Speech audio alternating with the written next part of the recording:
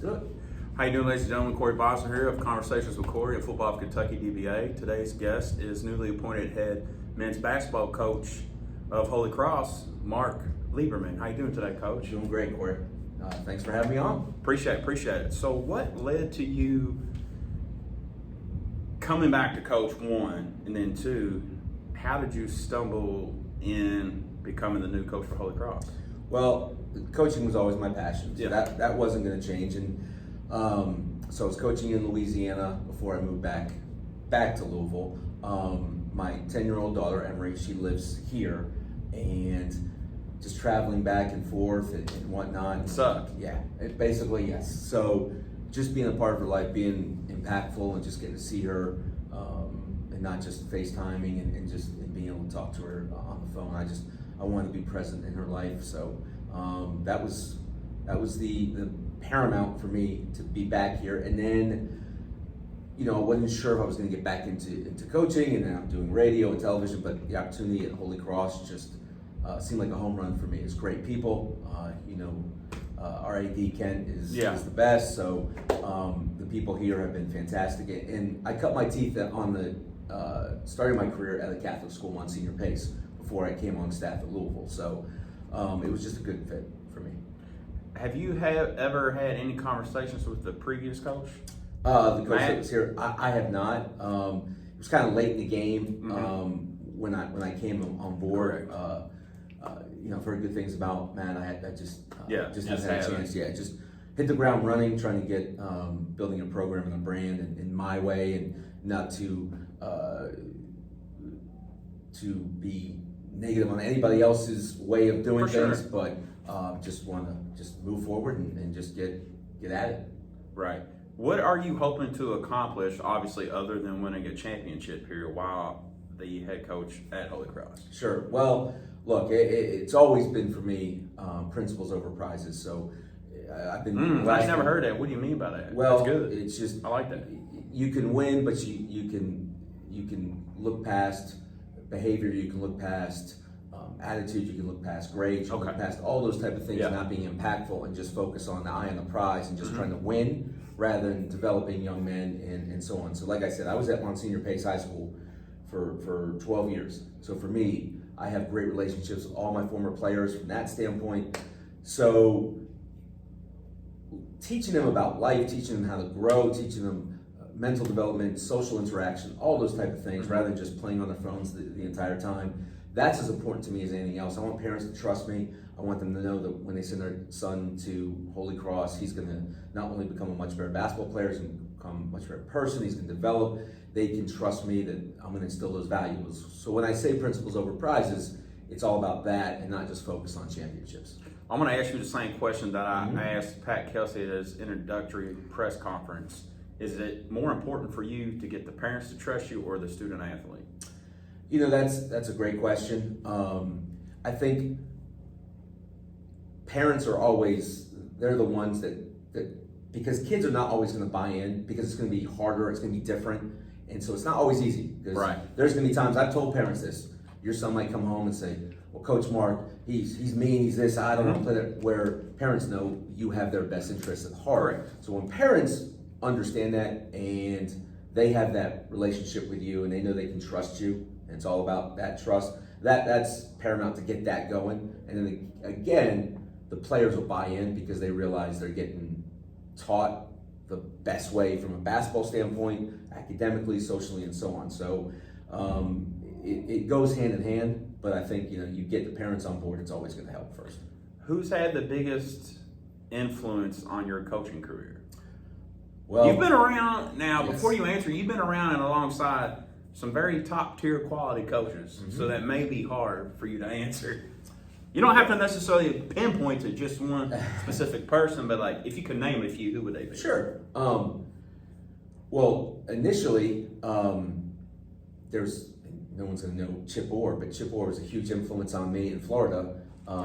So last name rings a bell. Right. So, but when I was a young coach, I would listen to audio tapes of Rick Pitino. I would try and emulate some of the things that he would do on the sidelines and whatnot.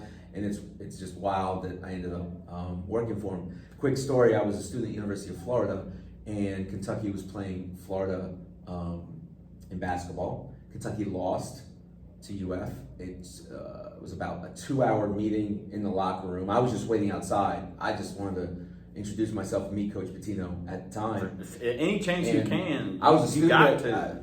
Corey, I was a student at UF, and it was like 2 hours. It started to rain, and he came out with the team, and I wanted to just go up to him and ask him a question about coaching. And I was like, Coach Pitino, and he just walked right past me, got to the bus.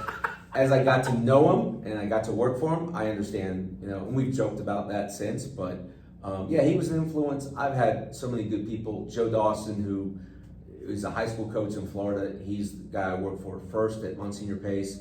Gordon Gibbons, who was the head coach at Florida Southern. There's so many people that just impacted it. But in this job, you really have to be yourself. You have to develop your own identity. You have to figure out what works for you.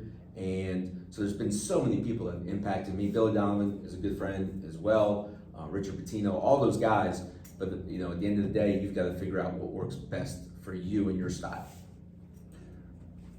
Being a new school first year head coach, what do you look for when you're looking for a student athlete to come play for you and what you want to build here? But also, do you pay attention to how their parents are too? When I wouldn't necessarily say recruiting, but when you're trying to get a student athlete to come, do you pay attention to their parents just as much sometimes too? I pay attention to everything. Gotcha. Like I'm like Jason Bourne when it comes to that. I'm looking for exits. I'm looking for tells. I'm looking for all that kind of stuff. A sign here, a sign there. But yeah, that's a huge part of it. But from a student athlete standpoint, you want young men who have a passion and want to get better. And I'm big on when I talk to players and their families, we won't talk positions. We won't say you're a 4, a 3, a 7, an 8. We want basketball players. And we always say we want better players, not better plays. So we want them to develop. And we want guys who want to live in the gym, who want to do something extra, who want to stay after, and so on. And with parents, it's always evolving. You can't just sit and have a blind eye and say, well, I'm just going to deal with the player and not have to deal with the parents. The parents are a huge part of it. And you almost have to regardless. Of course. Yeah. And my experience, having coached Division I for 6 years, every parent is going to think, okay, well, my son can play at the next level. And I try and be as honest and forthright and as straightforward as I can be about everything, about what the situation is. And look, there's no guarantee you can play at the next level. There's no guarantee for that. Yeah. It will always help. But you've got to build that. And any parent that's promising playing time, or any coach that's promising playing time to players, that's how I always, when I was at Pace, one of the best players who played for us went to University of Florida, Ray Shipman. That was the first thing. I know that name. Everybody was telling him, Corey, that, oh, you're going to start, you're going to do this, you're going to do that. And I was like, it's got to be earned. And same thing with the situation we have here. I mean, we've got some really good young players, but nothing is given. You've got to earn it. And I think parents appreciate that, because that's what it's when they get out of school and life hits you. You better be able to deal with those circumstances. So I think everything has to be earned, and I think parents appreciate that. The players get it, and we push them. And it's not always going to be easy, but winning isn't normal, and anything that's difficult takes a process and takes a commitment. So that's what we're about here. What do you look for when trying to schedule? Because I know this year was kind of already, unless maybe not yet. We're still adding a few. What do you look for when making a schedule? Well, hopefully you have a team that can compete. But regardless, I'll be honest. Like, for me, wins are great, and I've been part of a lot of winning teams. You definitely have. You want to get better. For sure. You're not going to get better if you're not playing teams, and you're going to find out. That'll challenge yourself. you. Right. Gotcha. The old adage about revealing what you're about and finding out what your team is and who can handle tough situations and those type of things. I always say there's no must-win games in December and January and February. The must-win games come in March. So you find out about your guys then. So it doesn't matter what your record is. Doesn't matter if you guys have gone through and are battle tested. That's huge. So we're always going to schedule. Coming in late, some of the schedule's already done. But that's what I'm right. Yeah. Moving forward, we want to play as many tournaments and tough teams as we can, and I think that's the key to having success with your team, because the regular season won't matter. Every coach says, "What, Corey? You're 0-0 when the playoffs start." Yep. Well, if you believe that, then it doesn't matter that you're just going to get 20 wins and not play anybody and not find out who in your team can handle those type of situations, because that's what it's all about. Definitely. When does the season officially kick off for you guys? So practice, I don't want to get in trouble here with the KHSA, I believe. The first practice is October 15th. We're going to start our strength and conditioning program. We're doing all that kind of stuff, let those guys get in the gym and get shots up and so on. But we'll start that because you can't just start on that date. And to play for us and the way we're going to play, every kid wants to play fast and get up and down and do all that. Well, you got to be in great shape. So, that was something I always felt, and then it was times 1,000 when you work for Rick Pitino. Yeah. So getting our guys physically ready, conditioning wise, that's huge. So that's what we're doing right now. Then we'll get into practices, and we're big on film study. We're big on mental sweat, so these guys understand how we want them to play, to see the game through my eyes. It's not going to be easy because defensively it's going to be a very advanced system for them. And we have a lot of young players, freshmen and sophomores. They've never been introduced to some of the things that we're teaching, but they're embracing it, and so far it's been fantastic. What do you look for when bringing coaches onto your staff? Like, what do you look for in an assistant coach? I just first off, guys I can trust and that you can have that bond with, and that's 100%. The biggest thing. It's not so much even always the basketball acumen, because at the high school level it's going to be very difficult just to get a bunch of guys that it's not like always a full-time position, not like in college basketball where this is what you're going to do. So there's so many things for you to do that, and so I try and have a great relationship with all our coaches so they understand exactly what I want from a terminology standpoint, how we want to build our program. I was lucky enough to have a couple guys in the building. Steve Rummage has been the best. He raves about it all the time on radio. He is. We were always close, but we've gotten a lot closer. And then that's good. He was just like, "Hey, coach, Mark, I want to join you and be a part of this." I'm like, "Sure." And I'm flabbergasted by how good he is with so many things and reading my mind and helping me through some stuff here, because getting this going, and we want this to be the program in not just the city and the state. So it's going to take a lot of people, and it's going to take a village, and having him has been a godsend. What would you say is the biggest misconception about Mark Lieberman as a coach? I don't know. I like how you laughed. You started off with a laugh. Look, you hear. I've been blessed to have some really good players, but so it's not just rolling the ball out. If people came to our practices and watched what we do, wherever I've been, it's how detailed I am. I try and block out noise like everybody says. Yeah. And I've never been one for message boards and all that kind of stuff. So I'm sure there's people who are not Mark Lieberman fans, but I'm sure there's people who are Mark Lieberman fans. But you can't really worry about what people think. You got to focus on what you do, and that's the biggest thing. Is my players, that their families, our coaches, that we believe in what we're doing. To me, that's all that matters. So, that goes with the territory. It's just. Oh, it definitely. I know a lot of coaches in the college ranks who just look at everything that's said about them. And look, we're all human beings. It's not great when someone says something negative or whatnot, but you know the truth, and you just try and move past it and so on. So I don't know what the misconceptions are. Maybe you can share some with me that you've heard, and I'll address those. So I got a couple girl dad questions. Sure, please. What does your daughter think about this? Okay, so everybody jokes about it. You've seen Remember the Titans, right? Have you? Okay. Her? So she is, when she comes in here, she's saying, he didn't run. Tresson didn't touch that line. He didn't go hard enough.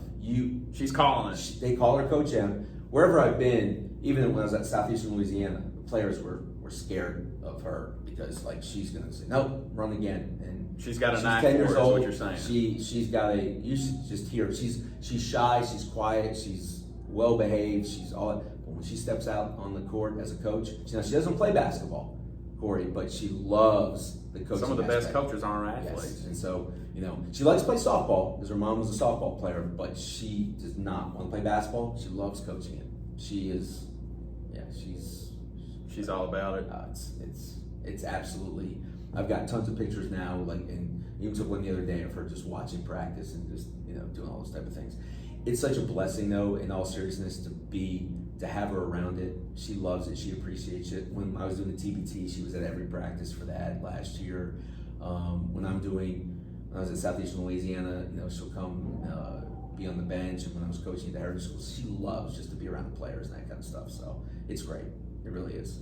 Mentioning TBT, that's going to be one of my next questions. Sure. What did you think of what the team was able to accomplish this year after everything you put into it the previous year? Because I know it took a lot. What's your thoughts on that?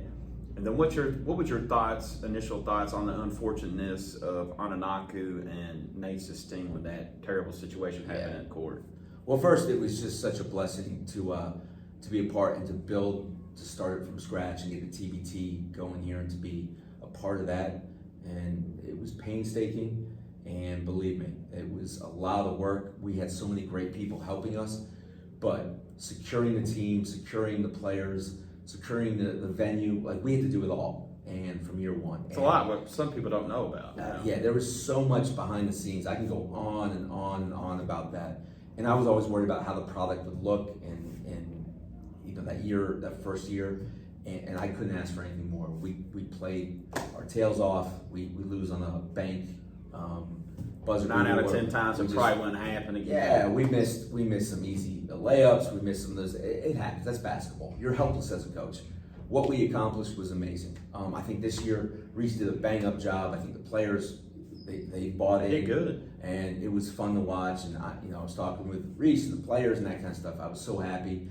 Time-wise, it was just so much, and I knew I was going to get back into in coaching, so I didn't have the time to commit fully. And with Nanu, that it's not like you're coaching high school or college guys. These guys are men. It's unfortunate what happened. Yeah, for sure. It's emotional.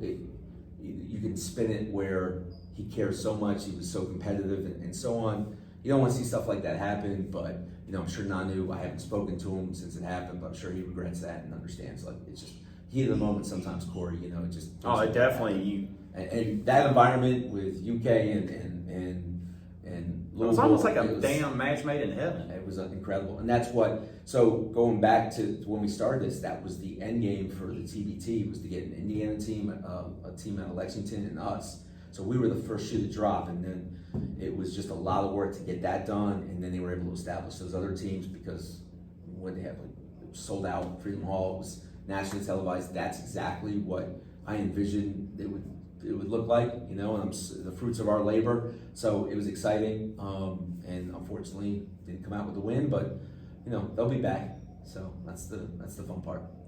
What's your thoughts on Pat Kelsey?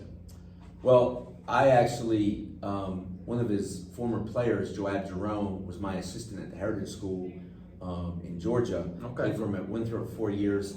Actually introduced a lot of terminology from that standpoint. When I was coaching at Monsignor Pace in Miami, when he was an assistant at Wake Forest, he came down and they practiced at our facility. And so I got to know him a little bit then. I've got to know him a little bit over the years. I've always loved the way his teams play. I mean, his energy is ridiculous. It's something the city's need for quite some time. Oh, yeah. And he always jokes about he makes coffee nervous. And, I just think his passion is just never, he's relentless. And, just watching that team in the Bahamas, just doing little things. Yeah. You're watching them scrambling out, they're doubling the post, they scramble out, they X out. Terrence Edwards goes and hits a guy on the box. Just multiple effort, and just watching them and breaking down their film from it. Truly impressed with their style. It's only going to get better. It's going to be great for the city. It's great for the fans. Great for the Louisville brand. I couldn't be happier about that situation because you're having coached there and gone to the Final Four. It's in your blood. So I'm really happy that they found somebody who's going to really. I think he's going to just kill it. What's one of the hardest things you've ever had to overcome in your life? Well, I will be. It's not a secret. Something that I've talked about quite a bit is when I left Louisville, I went to FIU with Richard Pitino as the associate head coach, and when I was there, my 4-month-old son passed away. I personally didn't know that. Sorry to hear that. I'm sorry. No, it's okay. So I talk about it a lot. Now, before you go into it, do you feel that it's not only therapeutic for you, but could potentially be therapeutic for the other person hearing you talk about something as tragic as that? Because that's got to help you mentally and emotionally. It has to at some point. Absolutely, Corey. I speak a lot about it. Initially, I couldn't. I can only imagine. I don't want to. I don't want to. I've been an ambassador for the March of Dimes, but I spoke to the Bishop David alumni, the school before Holy Cross. I spoke to their group a few weeks ago. They asked me to be a guest speaker for their alumni group, and I spoke. And there was a gentleman in the crowd that lost a son, and came up to me afterwards. I addressed the situation with Max and how I lost Max, and we actually had lunch yesterday. And that's cool. We talked about it, and is it cathartic to, all those type of things. If I can help people, even raising money, that's a huge part. It's you're never going to be the same. You're always going to be broken, but it just teaches you that how to cherish life, cherish my daughter, to appreciate everything you have.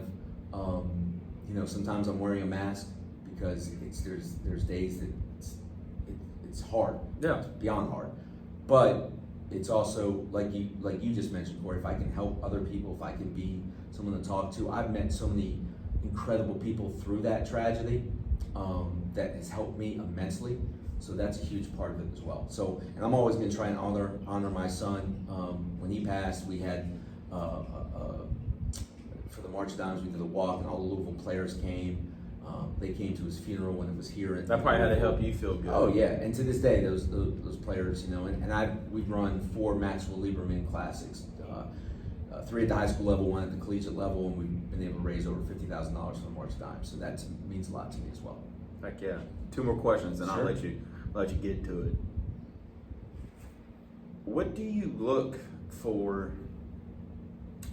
How can I put it? I'll make sure I word this correctly. It's okay.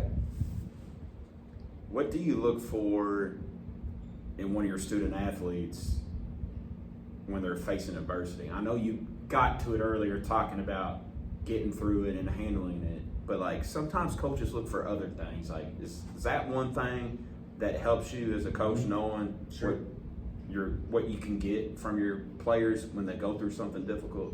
Well, another phrase that I use all the time: you can't have rules without relationships. So as hard as you are on these players, and I'll go back to all the players I've been around. You see some of these guys, especially in college, and 6'9", 240, look like a Greek god. Yeah. But emotionally and mentally, they're going through the same things that everybody is. And the same thing here. And sometimes I'll get a call from a player, or they'll come see me, and I even mentioned it as a group the other day. I said, you never know what people are going through. And I always want them to be able to talk to me about life too. I want them not just to be the basketball part, because they're coming to a new school. And even one of our young players who's 6'6", and everybody asks, hey, how tall are you? And he gets that all the time. And sometimes you become kind of like, you're aware of people staring at you, and that can be a negative. It can kind of mess with you a little bit. Right, sure. All those things can be. So you try to address all those things. You try not to brush it under the rug. You try and talk to them as much as possible. And I'll ask them how their day went, what else is going on. We had a young man who just lost his grandfather, and it was the first thing. The school was fantastic to talk to him. We have a on-site counselor as well, so all those things are helpful.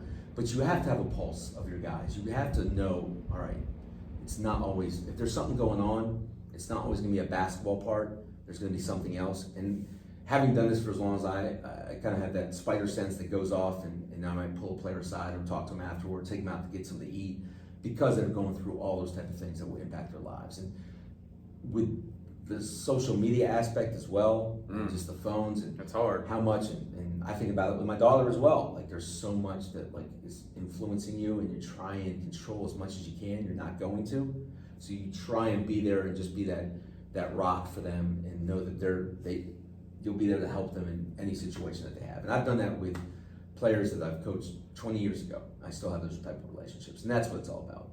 All right, final question. Sure. When your time on earth is said and done, how do you want to be remembered? You've got some really good questions, Corey. I hope I've been impactful. I I hope I'm remembered as, yeah, I've been tough and I'm hard on players at times, but know that they've gotten to some success and gotten through some adversity because of the lessons they learned from me. And, you know, I do think about that, and I want to be, you know, you always say 100 years from now, people might not remember you, but I've had players who tell me they talk to their kids about it, about me, and so on. That to me is just, that's amazing. So hopefully I've impacted enough people in a positive way, and I'll get to see my son again. So, you know, we'll see how that goes.